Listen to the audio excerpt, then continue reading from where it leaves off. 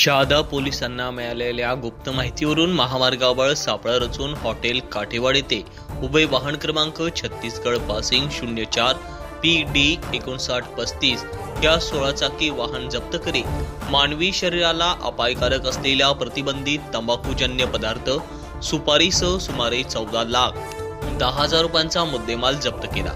वाहन चालक नामे जयभान सिंग राम सुमर सिंग वय वर्ष 30 राहणार अमलाई तालुका शहाडोल जिल्हा सिंधी मध्य प्रदेश याच्या विरुद्ध शहादा पोलीस ठाण्यात गुन्हा दाखल करण्यात आला आहे।